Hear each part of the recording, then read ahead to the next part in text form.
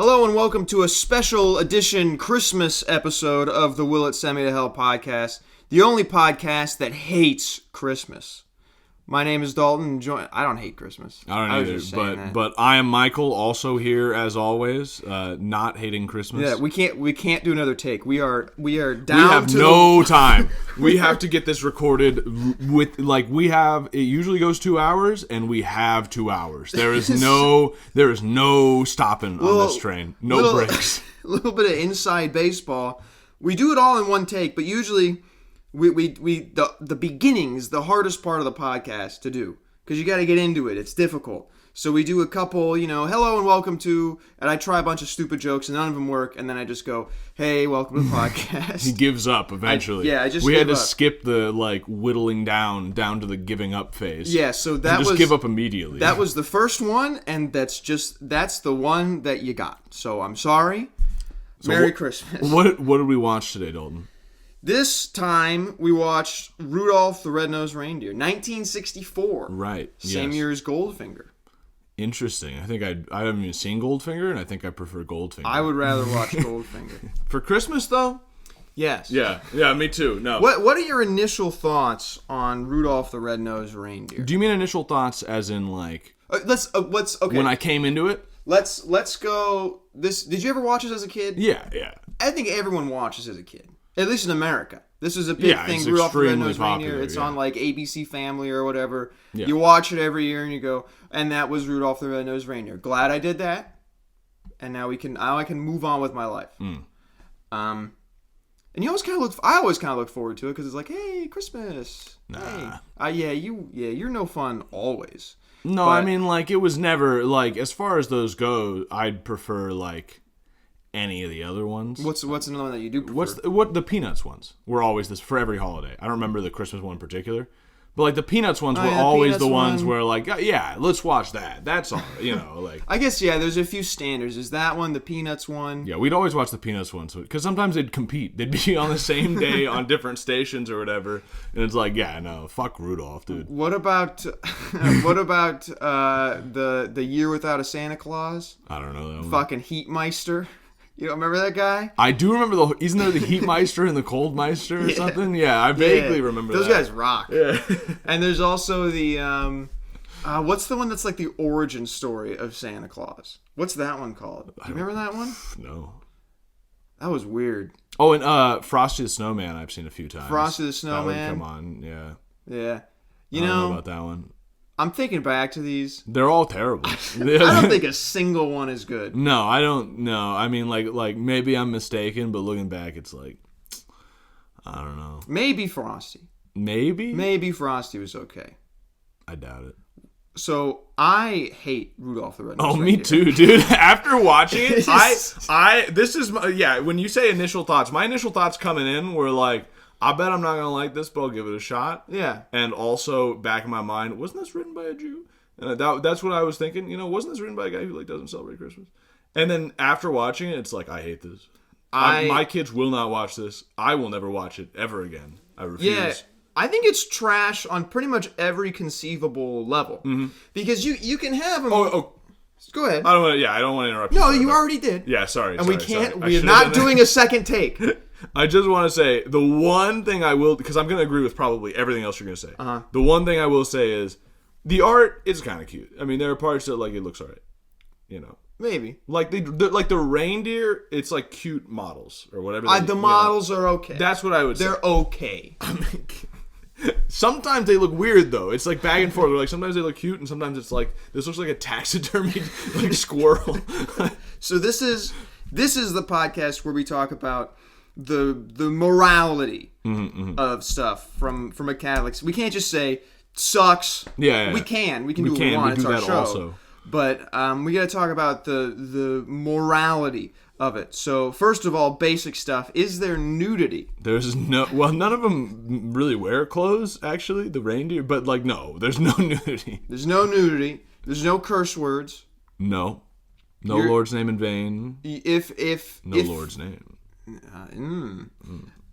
So then you'd usually say, well, your kids can watch it. I don't think your kids should watch this, but conceivably, in theory, If we were talking just about, like basic sex and violence, there's nothing in this that you would put on the parental guide. Like, don't let your kids watch it. Like, so yeah, in theory, if the content was good, both like quality and message-wise, your kid could watch this.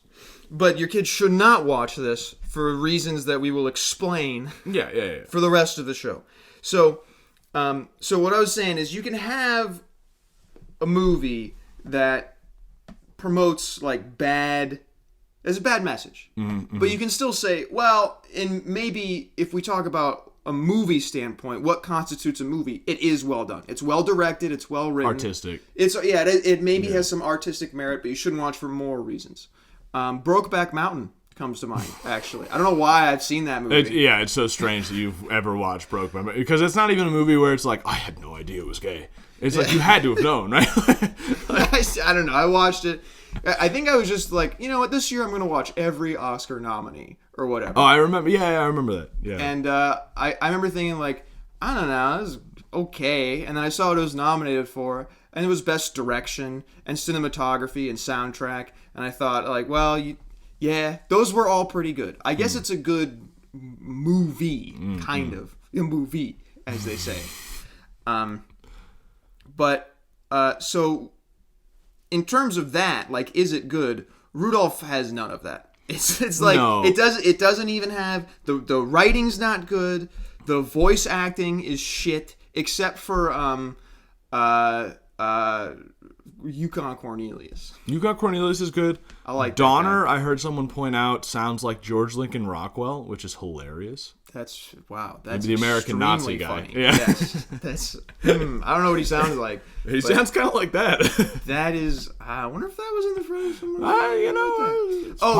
That one's the biggest stretch, I think, for that. But. I'll give him Yukon Cornelius is all right. He's not like good. He's all right. But Sam the Snowman, he's good. Sam the Snowman? His name's Sam.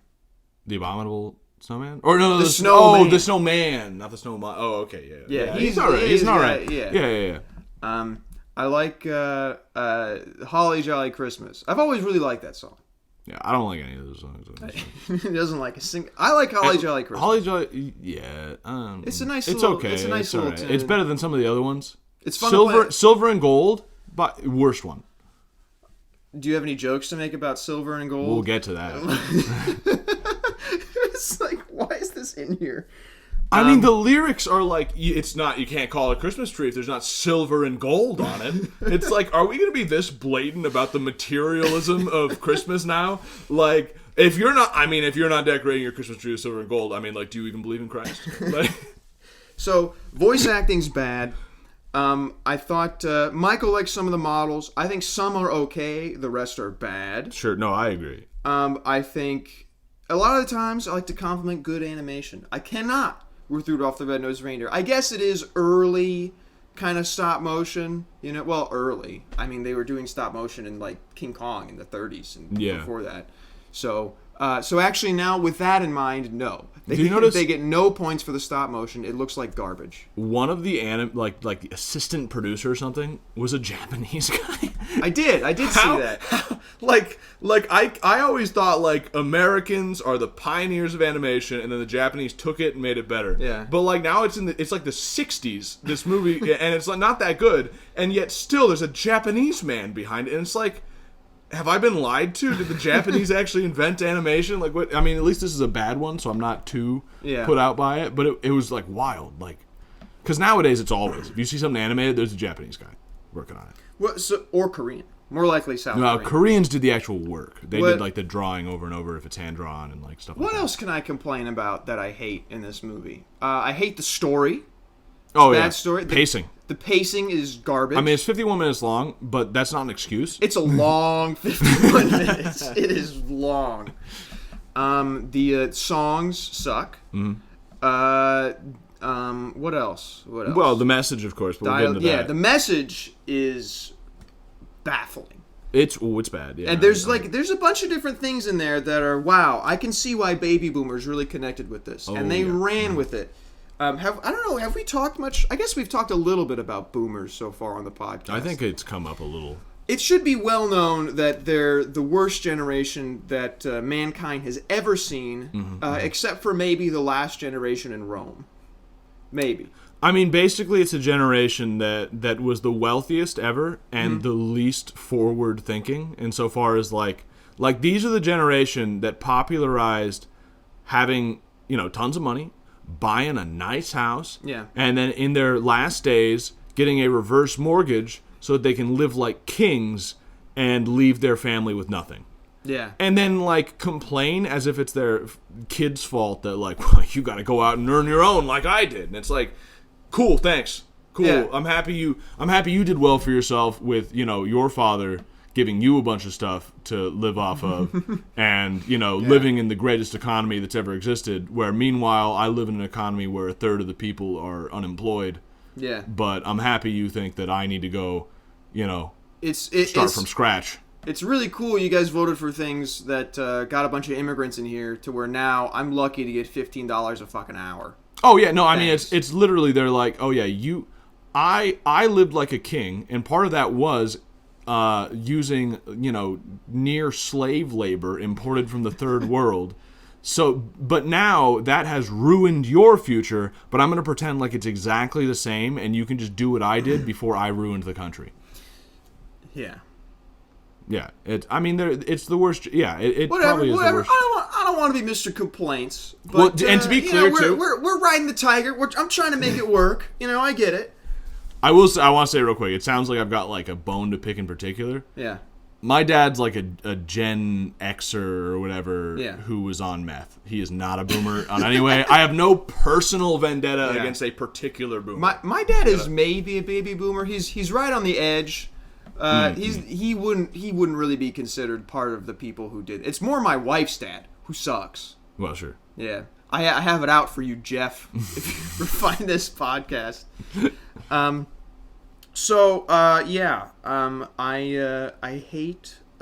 hate Rudolph. So I guess before we really get into the things that I think are going to be said in this podcast, I want to say this isn't. Look, if you want a Nazi podcast, there are ones that you can listen to.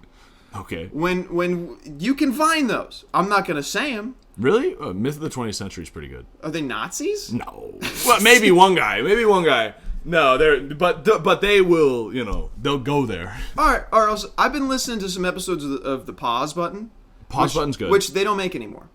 They stopped making like last year. Pause Button. I've listened to. Well, some of it's good, some of it's not. But anyway. Yeah, I don't know. It's kind of good when everything is like. The Jews did this. The problem is the Jews. It's like, buddy, can you get your bit of a one-note banjo here? It's not everything.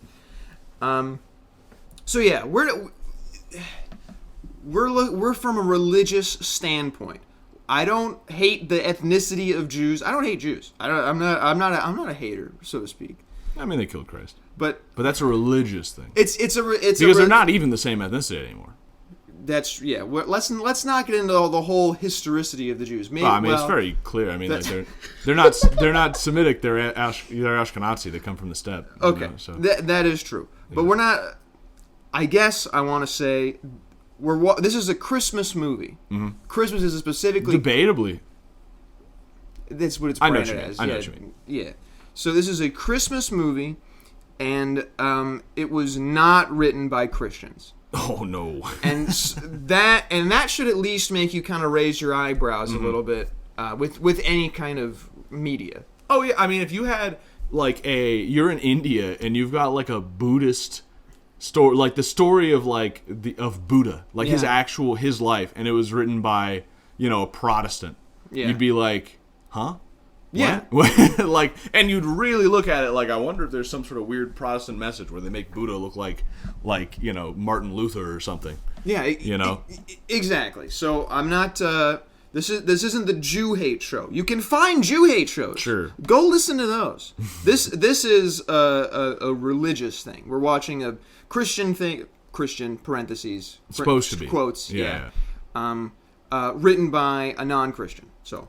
Yeah, I think Dalton is worried because he saw my notes and I have the word Jew with a circle around it, and he's trying to preempt, like, I don't know where Michael's going with this.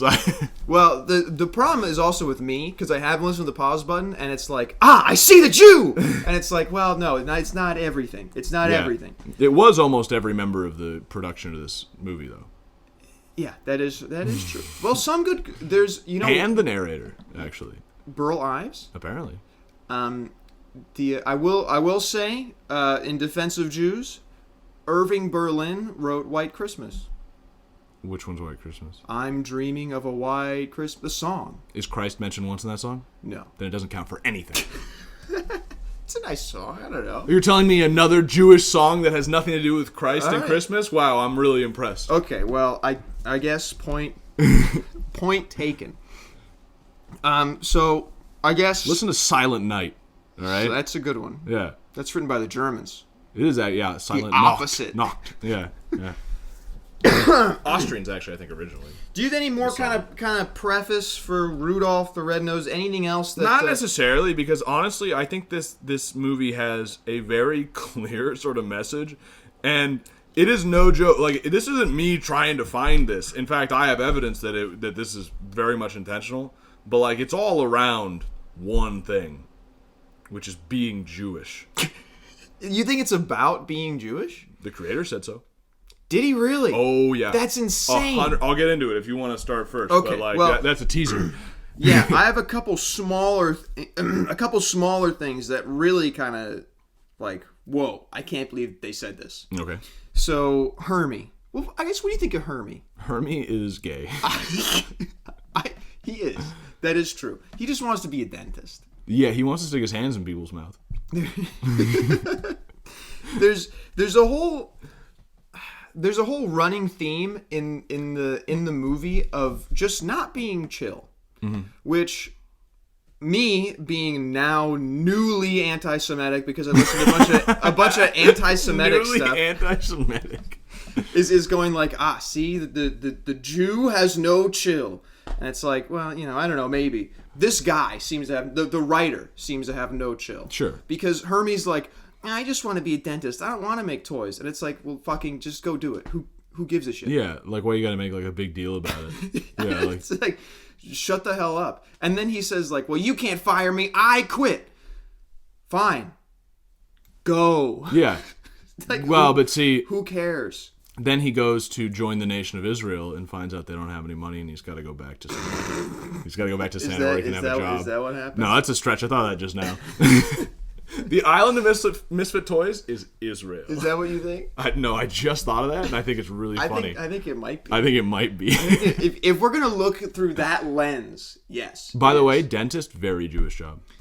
Well, don't know if you knew that. Especially like in the 60s or whatever. Yeah. Now it's all Koreans and Indians. True. But I think in that time. Yeah. that is. But anyway, in the song where Hermie and Rudolph are singing together about how they don't fit in, which, like, who cares? Just who cares? But they say there's the line, "Who decides what is best?" Yeah. Which is, I guess we're just which is a specific attack on objective morality. Oh yeah, it's like, or reality, not even just morality, reality.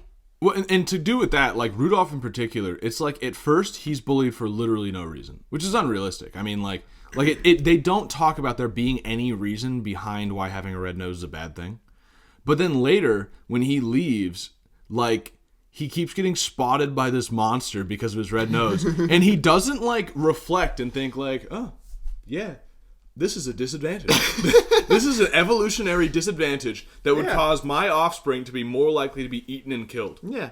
Maybe it makes sense that nobody wants me reproducing with their daughter because our offspring will be eaten and killed. It's like, But instead, he's just like, I mean, he kind of learns because then he leaves his friends. Like, I gotta go off alone. But then just doesn't, like, just goes back home. Gosh, there's so many weird, like, I'm gonna use the word toxic.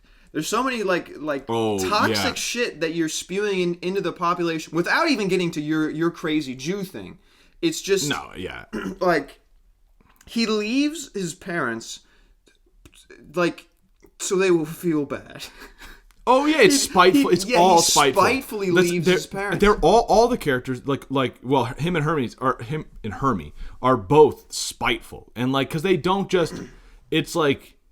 I guess that's what I mean by no chill. Like you can just go. You can just go. I mean, the boss was going to fire him. That implies that he can go do something else, right? It's like you're complaining about making toys. That's ridiculous. You work in a toy factory. You know what I mean? You can't be a dentist here. But it's not like he said like. You're going to have to kill yourself because you can only be a dentist in this life. I mean, not dentist. You can only be a toy maker in this life. I'm sorry. Yeah, but it's not like you got to kill yourself because you have to be a toy maker. He's like, no, I'm going to fire you. Yeah. And it's like, that's completely reasonable. And then he's like, oh, you can't fire me. I quit in song, but then doesn't actually quit. Yeah. Just complains about it more and then like leaves. And it's like, what's your problem, dude? Just like, yeah. It's like what? And everyone who's like, ha ha, Rudolph has a shiny nose. It's like, is it really that big of a deal? I mean, no, it's super unrealistic in two ways. Well, yeah, in two ways. One is that like he's an outcast for no practical reason. Mm-hmm. That's just not what happens. Like that's just not how it works. And then second of all, he's like the best at flying. But everyone just like, well, but he's got a weird looking nose, so we're just gonna like pretend like he's not good. And also the point that like outcasts in real life are not good at things, or else they wouldn't be outcasts. True. You know what I mean? Mm-hmm. Like you get somebody looking like I'm trying to think of some ugly artist, and the only person that comes to mind is for some reason is Frank Zappa, but who I don't think is that ugly, honestly. No, I can't think of anyone. But let's say, I mean, you get some artist who's like actually ugly. Billy Joel. Was Billy Joel ugly? Yeah, especially now. Okay, well that's an example where it's like, but if he's good at what I'm debatable whether Steve Buscemi. Steve Buscemi, exactly. He's a great actor. Yeah, he's ugly, dude. He's ugly as shit. He does not look good. Yeah. But he's Ron Perlman. But he's good at what he does. So, you know, like in the, I guess if you called it like the clique of actors or whatever, he's not like an outcast because he's ugly, right? Yeah. But if he was a bad actor, then like he would obviously be an outcast. Like, why is he getting in movies when he's a bad Adam Sandler? Yeah, it's no. Adam Sandler apparently actually is a good actor he's in the movies where he's extremely good, where he actually plays a serious role. Anyway, so it's completely unrealistic, and yeah, you're right. This movie is filled. It's like, I'd like to think it's subtle, but it's not. It's just that I only saw this before when I was a child, so I didn't notice. But like, there's so much not subtle stuff. Also, just little things like Donner goes out to go find Rudolph and says, "This is a man's job. Don't come." And then his wife immediately lies to him, goes behind his back, recruits the local child to come with her. And goes. Yeah. And that's never addressed again. Like, what the fuck, honey? Yeah, that's really fucked up. Yeah. It's just like, whatever. That's how it is. The husband is always a unjustified asshole, and the wife goes behind his back and lies, and the husband forgets about it. That's just how it works. Yeah. You know? And, you know, if actual boomer 1964 America was Donner just being an asshole, then yeah, I get maybe make him look like an asshole. But he's so cartoonishly bad. I have a hard time putting myself in 1964 imagining that. Maybe it was that way. I don't know. I sincerely doubt it. But now it's like ridiculous. I think it's supposed to be a Silent Generation guy. Donner, I think so too. I don't know if it's accurate, but that's what it's supposed to be, I think. Yeah, he's so disgusted by his own son the moment he's born. Yeah, I know. Yeah. It's ridiculous. And he also what did he say about he's never going to be, or Rudolph has to be on the sleigh team or whatever. Yeah. And Santa's not going to like this, and so Donner is an asshole, and he's also a cuck to his wife, and he's also a corporate cuck. He's a company cuck. Oh yeah, he's the classic company man. Yeah. Like, well, everyone in the story is. You can't go work anywhere else. Like you can't just like, especially Hermie again. It's like, just quit. That's implied in the story, in the universe of the story, that you can do that. Maybe that, I guess people did hold jobs for a longer time in the past. Sure, but it's not like, you know, you have some job at Philip Morris and it's like, my son has to work at Philip Yeah. Morris. It's like, no, just go get a job. It's like, yeah, their whole life revolves around work. Well, and which maybe kind of serves a story. I don't want to be too autistic about it. Sure. But and it's another reason to hate the Protestants. Is they've brought this Protestant... Okay, I have a little bit of a bone to pick. I've been... Just a little personal. I've been working 6 days a week. Because I work for FedEx. This is peak season. Christmas, obviously. So I hate the Protestant work ethic. Sure. With a passion. It's horrible. You know where I find my redemption? In confession and church. I don't have to toil my entire life away. Do you know what they do in Spain, Michael? I have seen the They notice. still have siestas there. And the sign in the stores are like God bless, for the greater glory of God, we'll be resting for the good of our souls, and spend some time in prayer. And it's like, that's a Christian We nation. have such a workaholic culture in America. Oh. That when I saw Donner, I was pissed. Like, just who cares about your work? Who gives a shit? Yeah, My life is not delivering for FedEx. I don't find value in that. I don't identify with that. I identify with Christ and also the Spanish now, apparently. I mean, and people there's been this twisting of even just the word vocation, which your job is not a vocation. It cannot be. Your vocation is you get married, or you become a priest, or you go into holy orders, and that's it. Yeah. Those are your choices. Those are your vocations, and those are the point of your life. You being a CEO of UPS is not a vocation. No. It is not the point of your life. It is not in no way. You gotta work, and you gotta, and you take some pride in what you do, or you do it well. Man has to work. Yeah. But to make your life work is ridiculous. Yeah. Yeah, and that's what now Donner is the bad guy, I guess. So maybe it's fair he was portrayed that way. But I just wanted to say something about working, and I don't know where else I'm going to get a platform to complain. Okay. But I guess there is everyone in the movie is all about work. Yeah. It's all about doing their thing. Except I don't know what Santa does all year. Yes, not eat, apparently. Not eat. I do like that he fasts for 364 days a week, or a year. I do like that he hates the elves' song. I was laughing at that. The elves are doing their song, and Santa's They this have another, blows. though. They have another, Mr. and Mrs. Claus is another, weird, it toxic is! relationship. Yeah, she's where a bitch. She's a bitch and clearly doesn't respect him at all. Mm-hmm. And if you don't have respect for the person you're married to, it's going to fall apart. There's there is no chance of that working and not just being miserable. And he seems miserable, Yeah. Did you notice this? This makes the whole movie completely fall apart. Even the whole misfit message they're trying to promote. Mm-hmm. Did you notice during the elf song? There's the one tall, gangly elf with glasses. Who fits in perfectly. That guy doesn't fit in. How come no one's making fun of this guy? He fits in perfectly fine. He fits in because he fine. doesn't fucking complain about shit. Or he would have left. Because he's weirdly skinny, tall, has glasses, and a big nose. He's perfectly normal. He fits right in. Do you get my message here? Seems like a stretch. Do you get what I'm saying? It seems like a stretch. I don't know. We should look up a picture of the guy who wrote it. Maybe he's tall and has it. Maybe he's a self-insert. Nah, the self-insert is Rudolph, and I'll go into it 100%. You've been thinking a lot about this. Also, Hermie is somewhat of a self-insert. Is he? Is the guy who wrote it gay? Never married, never had kids, despite being wildly successful in the 60s. Oh, he's for sure gay. Yeah, yep. He's for sure gay. Yep. That was one of the... that was the writer, not the writer of the song, not the writer of the poem that the song was based off of, but the writer of the movie. Yeah. Was probably gay, yeah. So, and obviously the writer of the movie would be the one to have written Hermie because he's not in the song or the poem that it's based off of. Yeah. So.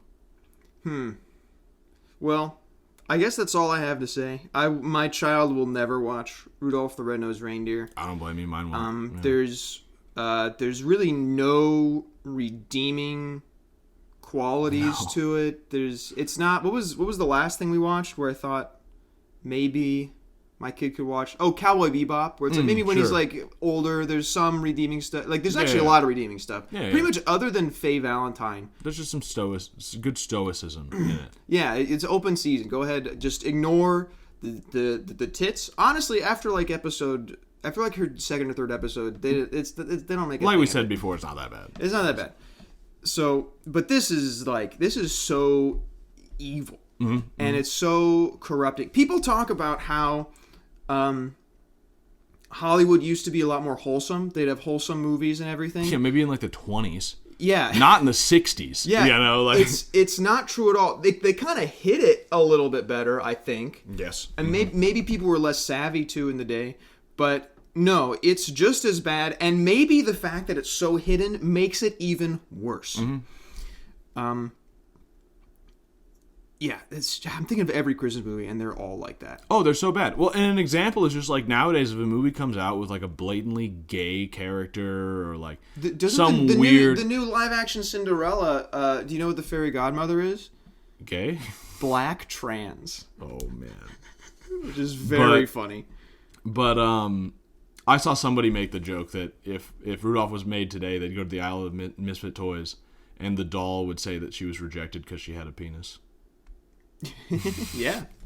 But hey, what's up with the Island of Misfit Toys? I don't know, dude. I don't like it. I don't like the weird, like, mythic king that looks like something out of, like, an old satanic drawing. But, like, I don't know. Like, it just gives me that feeling that, like, this is symbolic of something.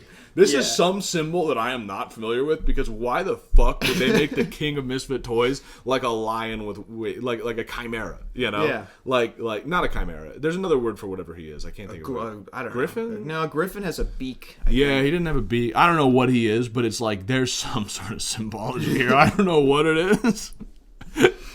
I don't, and see, and the toys too. They make their lives about their work being a toy. It's like, yeah. Who cares? Who cares? Charlie in the Box? You think no one would want... Oh, this one's... Oh, cool. This one's got a different name. I don't know. It's so stupid. And the doll that has literally nothing wrong with it? Yeah, what was wrong with the doll? Nothing. They didn't... Wasn't there a line about what was wrong with the doll? No. Nothing. The elephant, too, I think had nothing wrong with it. Maybe a button loose or something? No, the elephant was a white elephant with pink polka dots. Which is a problem? What? See, you didn't. That didn't even register. No, as a misfit.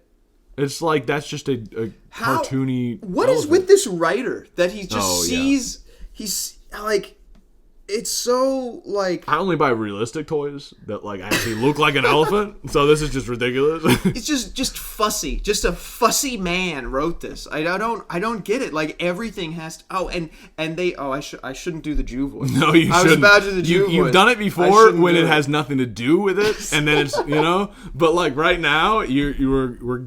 Especially once I start talking, because there's a lot. I mean, like I said, it's on purpose. It's not, but... No, I believe that it is. Yeah, and I just want to reiterate, it's a religious thing. Oh, absolutely. It's a religious... It's a different religion, and it's in fact a religion that is opposed to Christianity. Well, people don't realize that people think that, like... they say Judeo-Christian values. Yeah, there's no such thing. Yeah. And they believe that the Jews of today are somehow descended from the Jews of the time of Christ. Mm-hmm. And they say, like, oh, Christ was a Jew. And it's like, it's just not true in either way. First of all, they're ethnically not the same. Mm-hmm. They're Ashkenazi. They're not actually descendant from the tribe of Judea. But also, just more importantly, religiously, Judaism, biblically, ended after the destruction of the temple, because that was fundamental to the religion. And Judaism, as it exists today, is younger than Christianity. It is not some parent or grandparent to Christianity like it's portrayed. It is younger than Christianity. It is rabbinical Judaism, as opposed to, I think they call it temple Judaism or whatever it used to be. It is rabbinical Judaism. It has changed its teachings. It's changed how it's practiced. Is the Talmud post Christ? Yeah. Yeah, for instance, because I believe the Talmud was written based off of teachings of certain rabbis, which is why it's rabbinical Judaism. It's been a while since I've done reading on this. I'm, like I said, I'm not like a devoted anti-Semite. I just know enough to They're not on the religious side. Exactly. Yeah, and so that's the point. Is like they are not in any way the Jews of biblical times. This is its own religion that is explicitly anti-Christian. You know. Yeah. I mean, in the Talmud, they say that Christ is boiling in feces, and that he was a magician. That's a wild claim. Oh yeah. They also, I mean, when Jews came to the United States, they would, when like in Ellis Island and that kind of thing, when they're like filling out their forms, instead of writing X's, they would always do circles because an X looks too much like a cross, and they are that opposed to Christianity. You know. Well, and you know, even in Israel, still, I think instead of a plus, they use some other symbol. For like math. Like in math? Yeah. No, like I don't know if they still do that, but I know that was a thing where like they would not use a plus. That is how anti-Christian they are. Like it's insane, you know. Well, and you know, they're a different religion. Fair. Oh, sure. Believe your religion, you know. That's the problem. It's just that like if I'm talking about like, oh, Hindus are anti-Christian. Yeah. Nobody's surprised. Like of course they are. Yeah. Right? They're Hindu.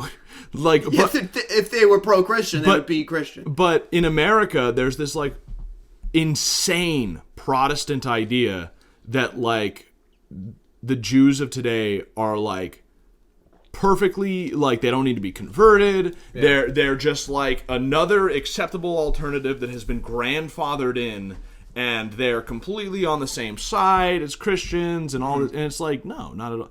I mean, it's another one of those things too, where like. But it's like, do they believe in the same God? And it's like debatable, but also no. Like, because you could say they both believe in God the Father, but then if you say like, well, I believe Christ is God, they don't. So do we worship the same God? Well, you know, like, I don't know. Like, it's not as far as the Muslims where they don't believe in the. Well, no, I guess they don't believe in the Trinity. I guess Jews are just like the Muslims, to where like, so yeah, if the basis of Christianity is a triune God, and Jews don't believe in a triune God, do we believe in the same God? It's pretty debatable. Yeah. You know, there's a Venn diagram overlap. Sure, but, sure. No. But not even, because like that, there would be Venn diagram overlap if they were the same Jews from biblical times. But even religiously, they are not. Yeah. So. You want to read some emails? Yeah. So we actually have, well, except maybe if I got one like in the last 5 minutes, we got no donations for this one. Not even paid. Everyone canceled their Patreons. Weird. Was our last episode bad? I was gonna say, what was our last episode about? I thought it was Cowboy Bebop. Actually, that's the thing is, I got a lot of people saying that last episode was really good. Well, but they're like, it means really nothing. They're saving up for Christmas money. That actually is a real thing. Oh, you know what? That is probably what that is a real thing that happens with podcasts. Is they lose money around Christmas, which is funny. You'd think like spirit of giving, and it's like no, the opposite. Well, and I get it. Buy stuff for your family. You should value your family better than some guy you listen to on the internet. I 100% agree.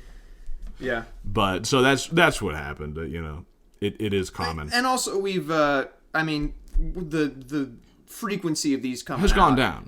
Well, we've kept it up to about it once a month, but before it was like 2 or 3 times a month. Yeah, because I've been working 6 days a week. But after Christmas, my schedule's getting a little better. Yeah. We'll try. I want to get 2 of these a month. I think that's pretty reasonable to get 2 of these out a month. So yeah, I get it. I know, I get it. Yeah, I get it totally. 100%. But I'm also still sad. But I get it. Like some money, so that we can buy Christmas presents. Yeah, it is what it is. Yeah. But we do have one email this time. This is from Alex, friend of the show. Literal friend I have known since like middle school or something. Yeah, I've been friends with him for like 15 years. Yeah, me too. He's a really good guy. I've probably known him longer than I've known you, but we weren't friends. You know what I mean? For the beginning part. Yeah, well, thanks for your whole life story. So Alex says, "What up, friends? This is the actual Alex you know, in case you didn't check the email address." Well, I did. I'm also not going to read your... I guess he doesn't have his last name. Yeah, no, don't do that. Let me show you his address, too. Since this is a Christmas episode, I wanted to ask what you guys thought about telling kids about Santa. I'm so glad you asked about this. This is a great topic. And he says, not Saint Nick. Specifically not Saint Nick. Right. To be extra clear, anything done with the intention of making your kids believe that Santa actually lives at the North Pole, delivers gifts, and or the other stuff he's supposed to do. Also, if you can make a distinction between whether or not you would do it and whether or not it would ever be okay for anyone to do it, that'd be great. Based on what I've heard, I'm pretty sure Micah would be against it because it's a lie, which is also where I'm at, because lying is always wrong. But it also sounds like Dalton isn't so sure about lying in certain situations. So I was wondering if there was disagreement there. Or if not, I figured it would probably be a cool conversation for the podcast. Anyway, yeah, it is. I'm glad you brought this up. Sorry, I don't have anything directly Rudolph related. I've never seen it. You've never seen it, Alex? Good for him. That's surprising. You know why? Grew up in a good Catholic family. He didn't. I know. Well, his family started going back to church because I wasn't going to air this. I was just going to leave it there, Dalton. But no, okay. his family's family's great now. Is the best family I've ever met. They're great. They're great. They're amazing. And if you guys listen to this, can you adopt me? You guys are great. Also, I'm pretty sure I've told you both this, but I love the podcast. Thanks, man. It makes me want to have long discussions about media and morality, LOL. Yeah, dude, I've been saying you should move out here. That's true, you should. Move. It is so cheap to live. There's no high-paying jobs because it's a small town. But that's not true. I make more money than I did back in the place where cost of living was way higher. I guess, yeah, I also make more money. But, yeah, but I also can't make more money. Sure. I've kind of reached the peak of what I can do here. Anyway, looking forward to the wedding. That's Michael's wedding, by the way. I'm getting married. Yeah, what's his name? And seeing your beautiful faces. Ave Christus Rex, Alex. Thank you. So, Santa Claus. I think...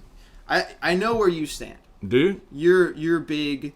You hate Santa. Well, let me just say, I would never lie to my children. Yeah. I don't know why you would ever think that's okay. I think the idea of lying to your children about Santa Claus, I actually believe that it was a secular ploy to attack Christianity. And I'm not kidding, even a little bit. Okay, we can say, maybe the origins of Santa Claus come from different pagan ideas, and obviously from Saint Nick himself, the actual saint. But, how it has been used, at least since, the 30s, 40s, 50s, has been, I think, a direct attack on Christianity, because what it does is fundamentally undermine the trustworthiness of parents. Yeah. Because your parent has been lying to you every single year for your entire life, saying that Santa Claus exists and he does this and he does that and all this lore about Santa Claus, and then you find out it's been a complete lie the whole time. And obviously what's going to happen is you're going to say, well, what else have they been fucking lying in my face about? Yeah. Maybe God, I think 100% it is not only just unwise and but I think you are playing into it a ploy to attack Christianity. And then on top of that, yeah, it's just a lie. I mean, you are telling a lie. There is no excuse. It's not even one of those lies that people people, it's oh, somebody's knocking on my door asking if I have any Jews in my attic. And, I'm lying for a greater good, which I still am against, But at least that's justifiable. This is you're lying for what? So that you can, fit in with everybody else who lies? What is the justification for this? I've heard, I know Chesterton has defended Santa Claus, and that he had some esoteric sort of keeping the magic of the world alive. And, that kind of... That is the best argument. The thing for is, telling your kids about Santa ever. But it's not good. I agree with that line of thinking when it comes to other things. I will be right there with him when the existence of miracles, dragons. It's completely possible that dragons existed. We do not know how the world works. We have certain things that we know mostly, but we don't know how the world works. If there's some sort of esoteric, weird, mystical element to the world, yes, I agree with keeping that alive. Gravity makes no sense. Gravity and magnets, forget about it. But that's another thing. There's a lot of things we know how they work, but not necessarily why they work. Yeah. And then we'll make shit up that oh, that's why.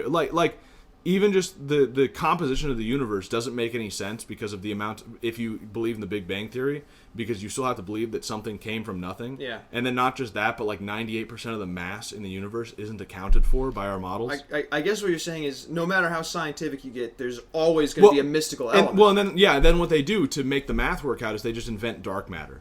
And it's like, there's no evidence that dark matter exists, except like in any other field, you would have said, oh, the math doesn't work, so our theory must be wrong. But instead we're like, oh, the math doesn't work.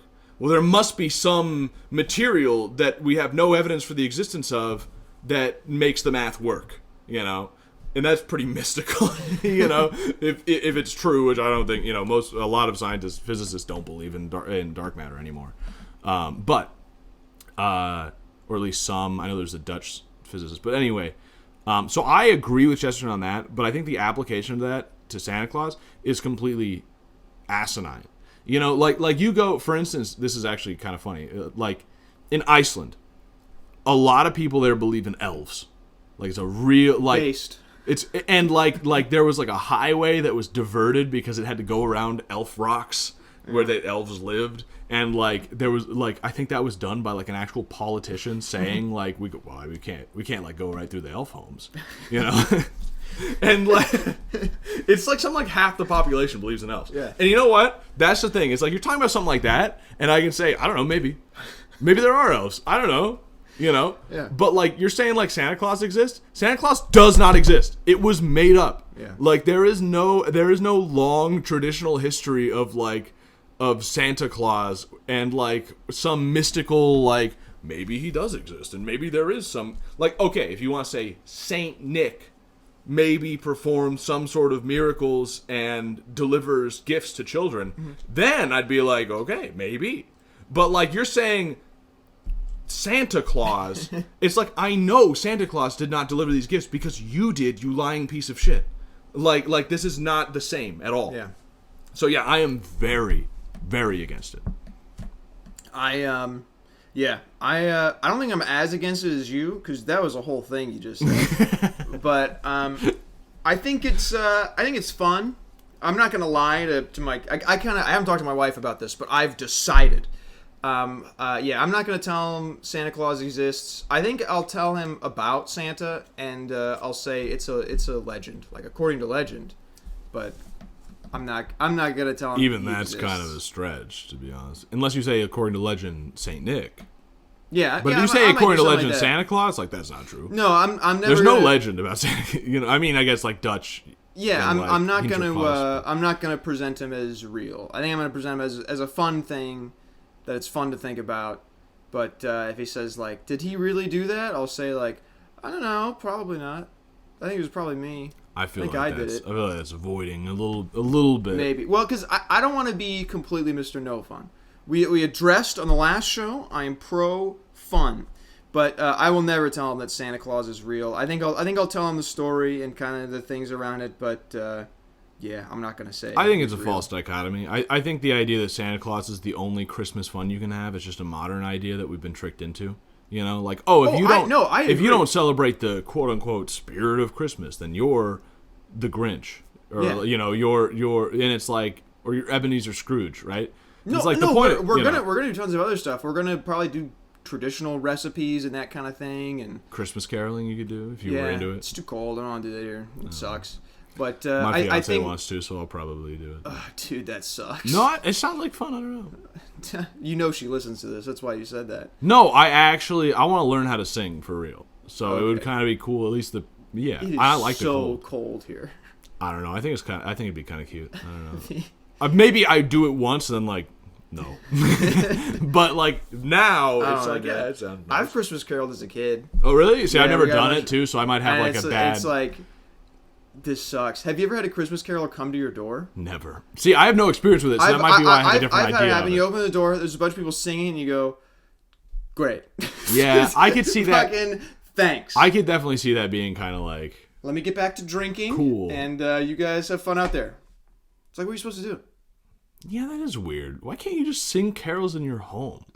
Why do you have to? What is the point of going door to door? Why you gotta go bother other people? Yeah, and it can't be a widespread tradition, or else no one would be home. Yeah. to go sing to, right? It's not fun. It's weird when they come to your house. I never really thought about it much. I just like singing. I don't like being Mr. No Fun, I like being I like how you're saying no fun. You don't want to be no fun, and then I give an idea for like something fun, and you're like, no. That one is actually objectively sucks. We should cut that one out. Okay. That's not a good one. There's other more fun traditions you could do. Yeah. Well, that's what I'm saying. Even just why is it more fun to pretend that some stranger thousands of miles away got the gifts for your kids rather than you did? Oh no! You know what I mean? Like they're gonna be from me. Yeah. Maybe on the tag it'll say from Santa, but Santa's in the quotes from Santa. Yeah, I won't even go that far. I won't even put the from. It's like, you know who it's from.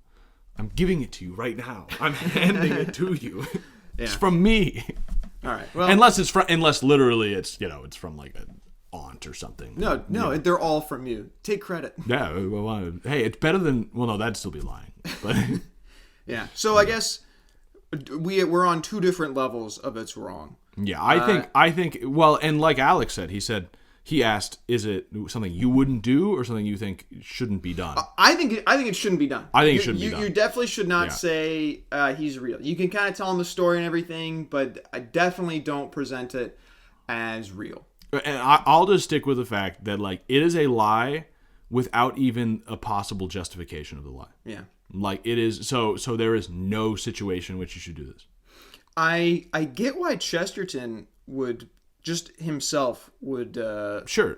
He's a very fun man. I have a lot Chesterton is a lot of like how I came to the faith. I think a lot like Chesterton. I've got sort of that like at least like I like that kind of mystical sort of we don't know how the world works. Maybe fucking dragons do exist sort of thing. Yeah. You know? I think that way sometimes myself.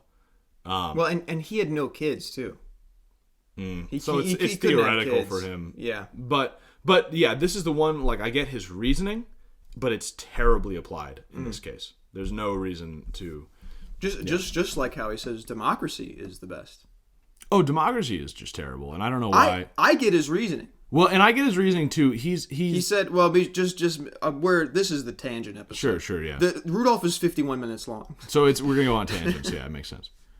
So he says that democracy is the most Christian because it asks the littlest people what you think should be done. And it's like, well, I guess that's kind of a spirit of charity. Ask the littlest. I thought you meant smallest amount, but littlest. I see what you're saying.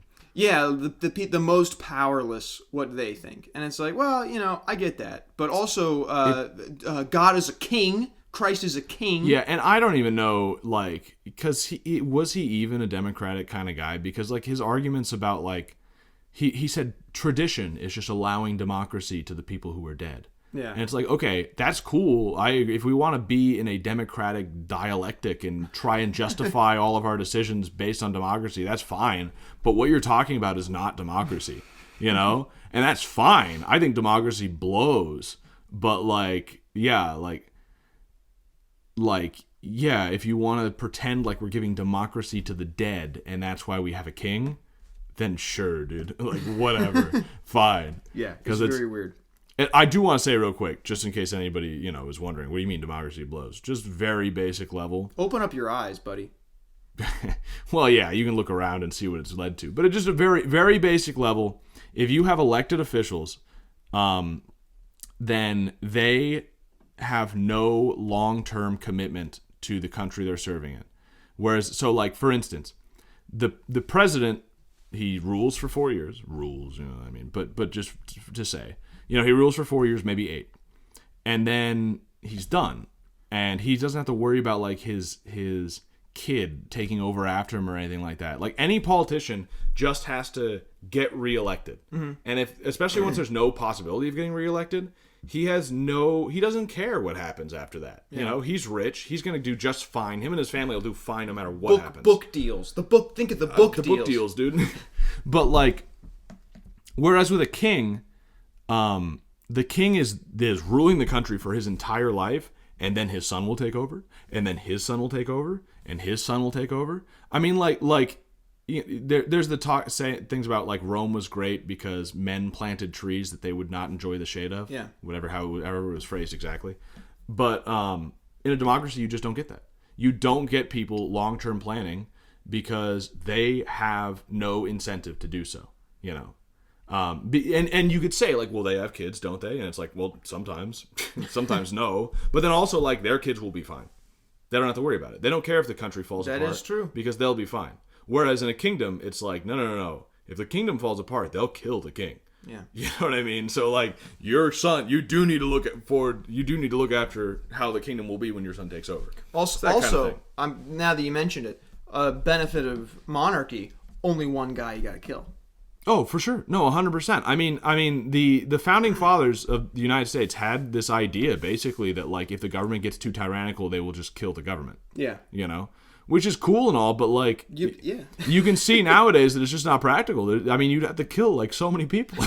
Like, if George Washington had just become, like, the king, then it would have just been, like, it would have been, like, yeah, if he becomes tyrannical, then, like, yeah, you just kill him. Yeah. What's even the point of killing politicians? There's so many. It doesn't do anything. Speaking of Chesterton did say it is a shame how few politicians are hung. Yeah. So, like I said, I like Chesterton. All right, that has been the Chesterton Hour. Let's get back to the show. Right? Yeah, I guess we only had the one email. Yeah, we do emails, we do donations. It's just short this time, just because it's a short movie and not a lot of emails. Yeah, okay. So yeah, that was it. All right, so give it to me. Okay. Tell me about Rudolph. So it sounds like you did a lot of research. I did a little bit of research. It's worth saying that Rudolph the Red-Nosed Reindeer is supposed to be about Christmas. Not once is the name of Christ, Jesus, God, anything mentioned. It actually has nothing at all to do with Christmas. I would argue it is not a Christmas movie in any way. It is a, like, holidays movie. You know, there's a reason it slowly transitioned from Christmas movies to holiday movies. You know, but even then, it's worth pointing out that the original Rudolph poem that the song was based off of was written by Robert May. Paul's calling me. Oh, not answering. Call him back later. I thought I muted this. Sorry. But this is the one. The original, yeah, I know, yeah. The original poem was written by Robert May, who was Jewish. And I'll get more into his background. But then the song, based on that poem, was written by his brother by marriage, also Jewish, never celebrated Christmas in his life, was popular. What he did for his work, though, so Johnny Marks is the guy who wrote the song. Marks? Yep, but Marks. But he specialized in Christmas songs.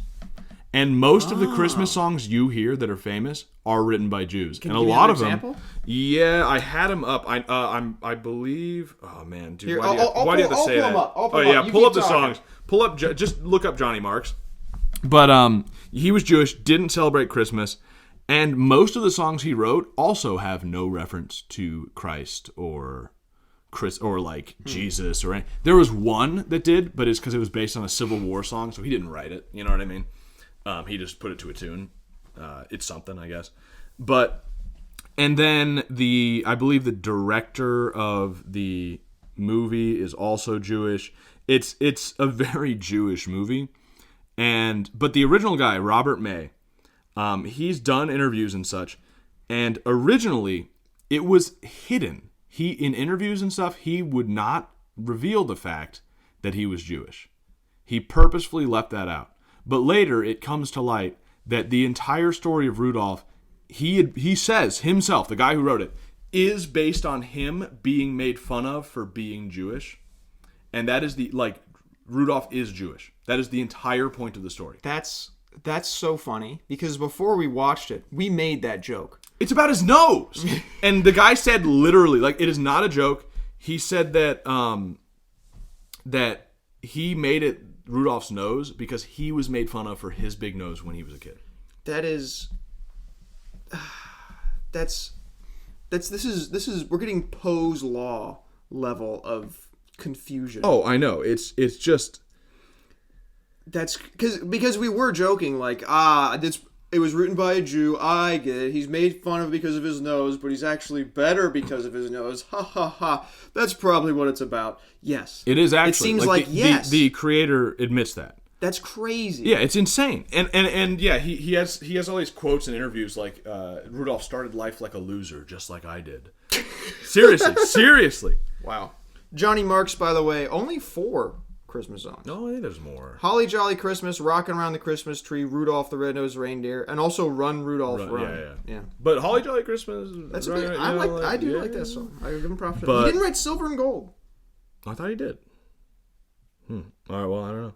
But, yeah, so this is a very Jewish movie that has absolutely nothing to do with Christmas, and it's worth pointing out that he admits that this is about being Jewish and then finding a way to fit in, basically, and that's the story of like what actually happened in real life, is that Jews used to be excluded in the movie.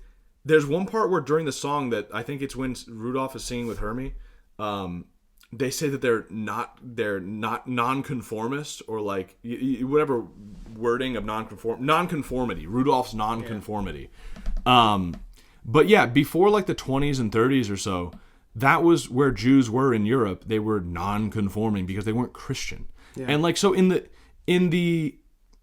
Oh wait, so conformity in this represents Christianity. Exactly. Explicitly from the director's own words. from the guy who wrote the poem, and then his brother who wrote the song, brother-in-law, I believe. But this was about being Jewish and being excluded, not because of his nose, although he does base the nose itself because he was bullied for that. But like it's based off of not being Christian. And so the entire reason all these Jewish-made Christian songs exist is to change Christmas into a non-Christian holiday so that these Jews making the songs can fit in. And that is not a joke. That is like what they just outright say was the intention. That's dastardly. It's anti-Christian. I mean, it is legitimately... I mean, it's like passé to say, like, keep Christ in Christmas. But, like, legitimately, these are non-Christians purposefully taking Christ out of Christmas so that they can not just, like, make money off the commercialization of it and, like, you know, there's a lot of elements of that, but, like, also just, like, so that they can fit in a now newly secularized holiday. Why don't they... Oh, by the way, sorry. I have something very interesting to say. But also, Wikipedia sucks. I found a website that actually has all of Johnny Mark's songs. There's a lot, right? He did write Holly Jolly Christmas. That's what I thought. And Silver and Gold. Like, all these. I don't know. Wikipedia sucks. Yeah, that's interesting because I guess the Island of Misfit Toys, those are all presumably Jews then. Oh, yeah. Hermie is definitely a Jew and almost certainly gay. Rudolph is a Jew, like explicitly. So the Misfit Toys, yes, probably also Jewish. This is something that kind of bothers me with, especially older, like be accepting media, is the Island of Misfit Toys. Why don't they just kind of hang out, like do their thing? Why do they have to be all sad about the rest of the world? They have no chill. You're a Zionist, I see. It's like, can't they just be chill there where they are? Mm-hmm. And I read the Sneetches to my boy every now and then. And the Sneetches, I guess it's really boiled down, but it's like, why don't the Sneetches without stars on their bellies just do their own thing? Right. Why do they gotta be all jealous of the star belly Sneetches? Why does this foreign element need to integrate itself into our culture? Yeah, why don't they just have their own culture? Yeah. And we'll all be happy. I would be so happy for you to have your own culture. Why you gotta do anything with mine? Can't we just all have our own thing? Can't we all just get along? And of course, the actual answer is seen based on what they were trying to do with these songs, is because they're trying to de-Christianize the West. I mean, they're trying to, and you have to be inside of the system to take it down. Why didn't they did the wrong thing? Because what they could have done is, I guess Hanukkah's not really a high holiday in Judaism, but why didn't they just make Hanukkah better? Or what's the big one? Rosh Hashanah? What's their high holiday? I don't know. I don't know, dude. Why don't they make that? Why don't they write songs for that? Why don't they convert? Or convert. I guess if it's such a big deal to you, why don't you convert? Yeah, right. Well, because and like that's the alternative to this story, for instance, because we haven't been giving many alternatives, but we'll give alternatives. But no, just for instance, my alternative would be A Christmas Carol. Mm-hmm. And there's a lot of renditions of it, but the basic story of A Christmas Carol is a greedy old Jewish banker who is he Jewish? It's implied. Who comes to Christ and like through the Spirit of Christ is now like a charitable person. Yeah. Like, oh, that's insane. Because that's a great juxtaposition, by the way. A Christmas Carol and Rudolph the Red-Nosed Reindeer. they're opposites. They are opposites because I'm so mad at Rudolph now. Oh yeah, dude, I'm telling you. Because in A Christmas Carol, Ebenezer Scrooge grows. He learns and he becomes better. But in Rudolph the Red-Nosed Reindeer, Rudolph was perfect from the start. Exactly. It's the whole world that has to change. Exactly. Which is the exact same as the mindset of the writer who said, no, I'm not going to become Christian. Everybody else should become nothing like me. Exactly. I don't want to become an American Christian. I want America to become secular Jews. You're right. Wow. This is even worse than I thought. It's really bad. Like, it is really, really bad and has a terrible message. Yeah. On every level. How did it never occur to me that no one grows and learns and becomes better? No one does. Yeah. I mean, that's what I was saying before with Rudolph. Like, he doesn't realize that he has, like, a real deformity or something and, like, try and overcome it. Or, like, no, not at all. The world has to change to suit him. And that's why Hermie couldn't just make it not a big deal and just say, yeah, I quit. I'm going to go be a dentist. He's got to make a point that, no, you're all wrong because you should all be happy that I want to be a dentist. Oh, yeah. He can't go somewhere where they need a dentist. He has to change the society so that there's a place for dentists. Oh, that's so dastardly. Oh, I mean, I hate that. Man. And I don't know much what more there is because it's funny I'm just in my rage. I was just gonna say believe it. I'd like to go into it more, but unfortunately or fortunately, it's not that subtle and it's very clear. Like, there's just not that much more to say about, like, yeah, this is a clear anti-Christian secular Jewish movie. Yeah. I think it's terrible. Like, just the worst. I never want to watch it again. I don't want anyone. I wouldn't want anyone to watch it. But I'm not gonna show it my kids. There's no way. No, if it's not on, a chance. if I was over at some family who's on TV, it's like, we're gonna go sledding or something. We're not gonna sit around. Yeah, and watch just this. gonna turn my kids into sniveling losers. Yeah, just entitled pricks. Well, that's the thing too. Even like there's so many layers to how it's bad. Like, because there's the bigger layer of this is anti-Christian, secularizing the culture. But then there's even the smaller layer of, like, what do you take away from this when you watch the movie? You take away that, like, my faults are actually my strengths. Mm-hmm. And the society needs to change to conform to me, the nonconformist. You know, like, I'm a nonconformist, but I need everyone else to conform. It's the same sort of thing where you talk about how, gosh, you are right. Right. Well, it's the same sort of thing where you talk about, I think Peterson said this, where it's like tyrants are people who can't control themselves. Maybe Molyneux said this, actually. They can't control themselves, so they end up controlling everyone else. Yeah. You know? So, like, Hermie can't control his emotions. He can't, like just go and, like, make his own path and become a dentist somewhere, you know, not in the fucking North Pole. So he needs to control the entire society to be okay with dentists. What? Yeah. Why did Rudolph even have to come back? Why did he come back?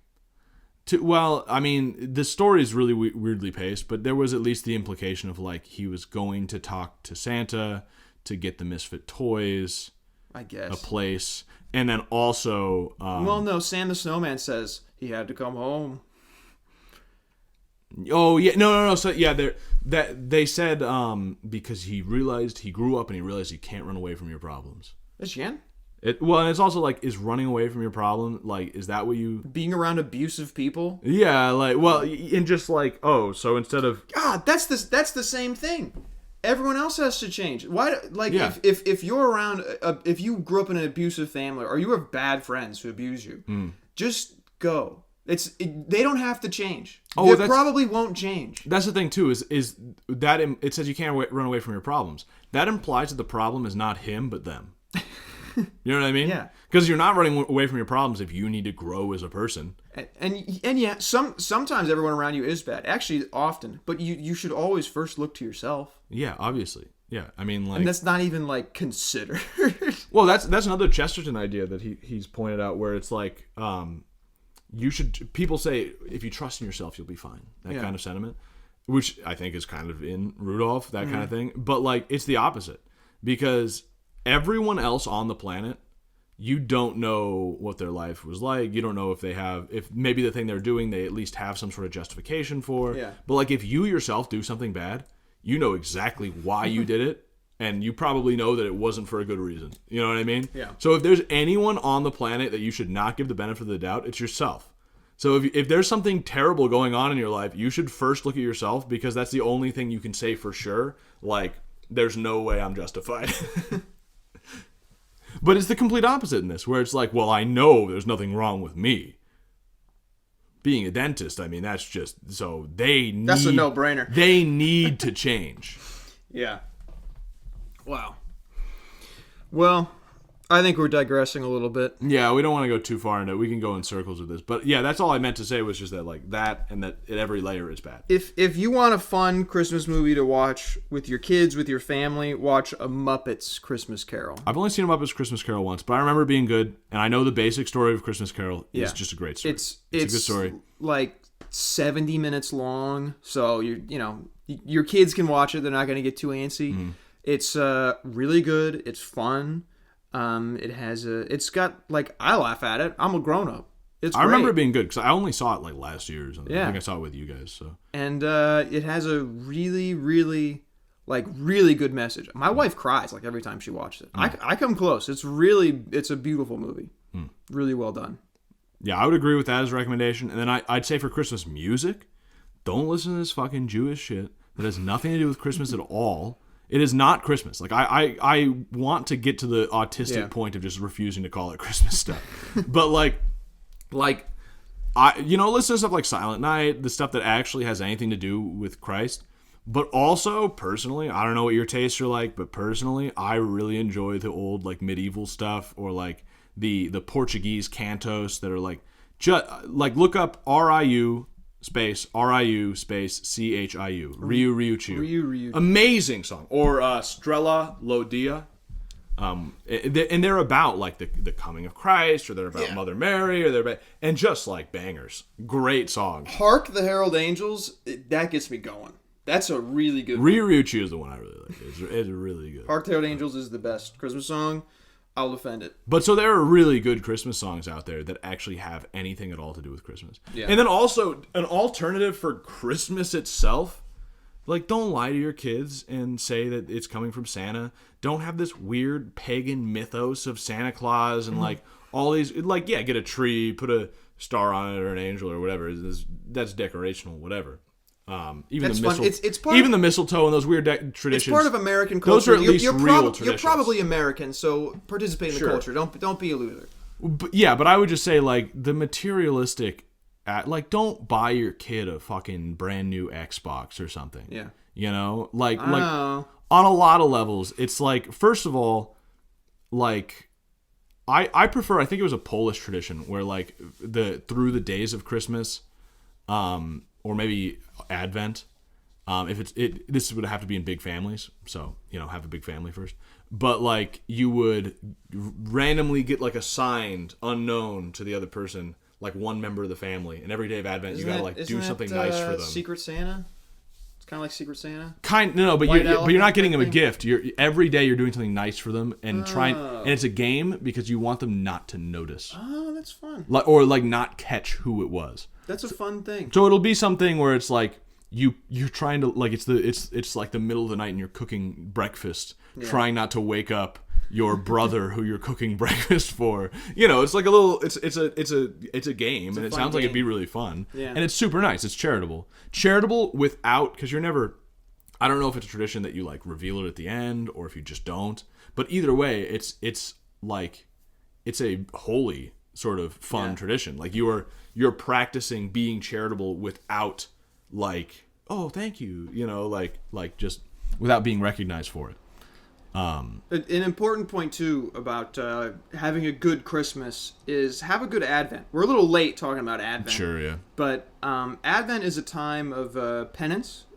Advent is where the secular world says, this is Christmas. This is where we're celebrating forever. And then on the 26th, they're taking down the tree. Right. It's really should be the exact opposite. Advent... Advent is like Lent. It's like it's kind of a smaller Lent. It's the what is it called? The little fast. Yeah. So give up something, or it's Advent. Maybe add something. Read through the Gospel of Luke. And it's supposed to be a time of penance because traditionally the coming of Christ on the 25th is associated with the second coming of Christ.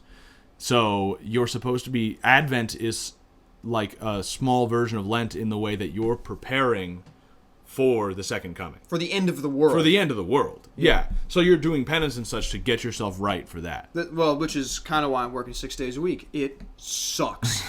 I hate it. And then once Christmas happens, then that's Christmas. Now we're in the Christmas season. Yeah, then it's the Christmas season. That's when you... Which lasts, 12 days? Longer than 2 that. weeks? Well, there's like a 2... There's like Christmas and then Christmas season. I don't remember. Yeah, I don't remember either. I gotta look it up every year. I know, yeah. So my Christmas tree isn't getting decorated until like Christmas Eve. Right. And then it's gonna be decorated for like a month. I'm not taking it down until like February. It's staying there because it's Christmas. Also, that would be a fun tradition for Christmas Eve.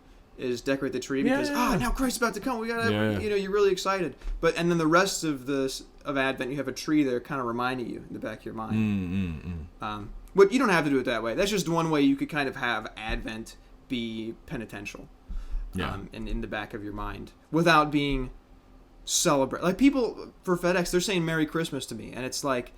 That's nice. It's nice, but it's not Christmas. I'm saying Merry Christmas in January. That's what I'm doing. People are going to say, and I'll say, like, no, you're wrong and Jewish. And then I'll run away and I'll slip on the ice. Nice, dude. I like that you're getting serious about it. I haven't even gone that far as to say Merry Christmas in January. But maybe I will now, I guess that's the show. Yeah, it's a short show, but, go spend some time with your family. Yeah, it's a short movie. Yeah, so, that's just how it is. Oh, fuck. What are we doing next? I have no idea. Oh, shit. Pause the show. We'll tell you in a second. Pause in there. That's okay. Okay, all right. Well, welcome back. We decided we're watching Juno. Which neither of us have seen, but it seems like it'll be a fun time. It seems like there's going to be a lot to say about it. I mean, like, it's about, like, a teenage pregnancy. Yeah. I don't know what kind of messages they had, but I imagine there's going to be, Guys, listen. All you guys listening? All you incels? If Michael Cera can do it... Come on, what are you doing? Yeah, I mean, come on, dude. So Juno, and please, hey, if you liked the episode... Oh! Somebody donated when we were deciding what to do next. Oh, we did? Oh, great. What did we get? Tell me. So we got $5.95 from an Ian C. I will not say what his last name is. Great. All the way, but Ian C., you are now the executive producer. Thank you, dude. That was a cheap producership. That was $6. Not even. Not even $6. Not even $6. But thank you, seriously. Thanks. Yeah, thank you. And you can donate to us. By the way, no ads. We'll never have ads. Wait, we didn't even. That's what you were like. What part did we forget? But it's because we didn't name any of the people who donated, so we didn't have the section where we talk about we don't take ads. We didn't give the pitch. So, but the episode's basically over. But we'll just say it real quick. We don't take ads. We take money from people who donate because that way we don't have to pretend. I mean, we just had an episode talking about how Jews are destroying Christmas. So, you think we can get advertisers? I hope Juno isn't written by a Jew. I'm not even going to look it up. I don't want this to be the Jew show. We just had a long conversation about what movie or game or book to do next. Yeah. And there were at least 5 or 6 things that we vetoed because we can't have 2 anti-Semitic episodes in a row. This is not something I think about in my day-to-day life. I'm not walking around going. It's Hollywood. There's a lot of Jews. It's just but it is kind of how it is. But yeah, and they're not Christian, so it's not. But sometimes the movies are explicitly Jewish or anti-Christian, and we're just maybe we should do that 2 days in a row. Yeah. So you can donate at paypal.me/willitsendmetohell or patreon.com/willitsendmetohell. Both are acceptable. Oh, you know what? Wait, there is that one guy, the last episode who was on the Patreon, but the money hadn't gone through yet. Maybe that guy's the executive producer. Did he cancel, though? Didn't he cancel? Oh, I think he... Oh, I think he might have canceled before he even got his money in. Yeah. If not, we'll apologize next week. Yeah, then you'll be on the next episode. Yeah, next episode. But we see you. We actually didn't see. we know of you. So, yeah, don't worry about it. Thanks for listening, everybody. Yeah, thanks. And share the podcast around. Yeah, if you want to support the podcast, that's probably the best way to do it. Especially if you have no money. Yeah, especially if you have no money would be the best way. Money's Second great. best way is send it around. Send it to your friends. Or your friends who maybe hate Jews. They'd say, these guys are on the right track. Or show them this episode. Show them this episode. Yeah. Look, don't cancel us. I'm sorry. Please, YouTube. We're just goofing around. This is all a joke. They don't take down E. Michael Jones. We'll be fine. They don't? No. Really? He does interviews all the time, and he wrote the Jewish Revolutionary Spirit. He's a Catholic guy, of course. How come they're not taking him down? I don't know, because he's like academic sounding. Wait, I gotta use big words and then I'm good? That's why I use big words. All right, well, thanks for listening. Juno next time. Send in your emails to willitsendmetohell@gmail.com. All right, God bless. And we'll talk about them, yeah. All right, see ya. Bye.